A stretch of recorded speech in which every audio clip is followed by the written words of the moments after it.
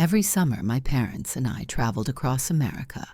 They saved up their vacation days, and we drove westward from our home in Nova Scotia, Texas, the Pacific Northwest, Alaska, twice. But the last trip, the one to Los Angeles, was different. It was the one we never spoke about again. Somewhere in the vast emptiness of Nevada, my father pulled into a rest stop, a skeletal thing of cracked pavement and a single, sun-bleached picnic table.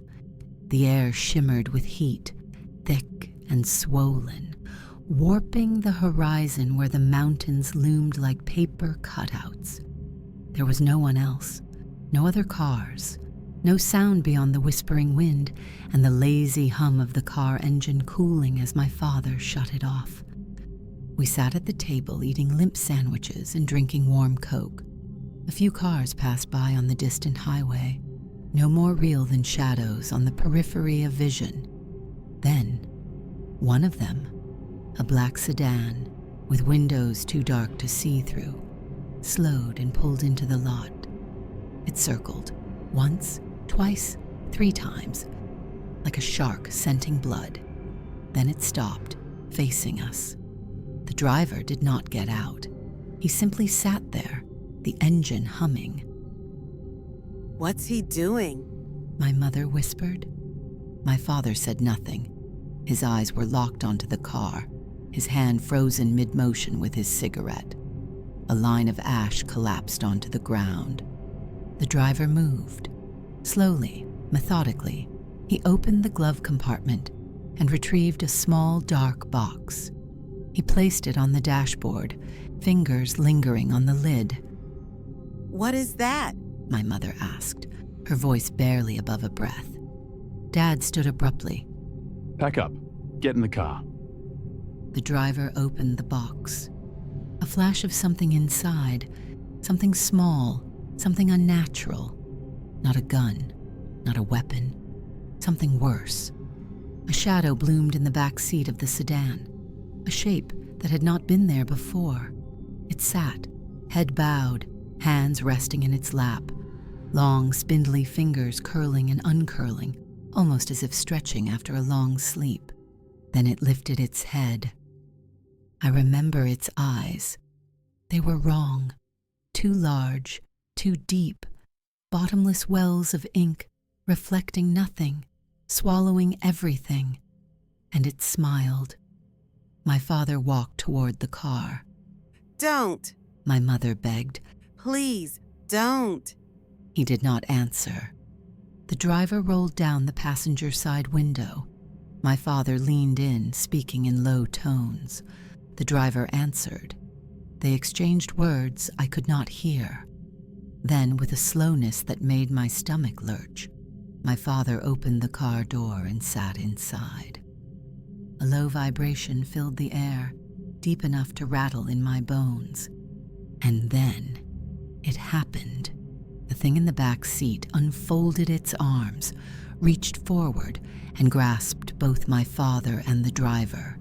Its fingers, too long, too thin, curled around their heads like a lover's embrace. And then they merged. Not in a flash, not in a horror movie jump cut. It was slow, a grotesque unraveling and reweaving, skin stretching, bones snapping and reforming, 2 separate bodies melting together, overlapping, swallowing until there was only one. Only my father remained, his face a shifting mosaic of features, flickering between his own and the driver's. His mouth moved in silent screams, his hands trembled in conflict. Then he turned, and he walked toward us. His steps were jerky, like a marionette with tangled strings. His arms twitched, spasmed.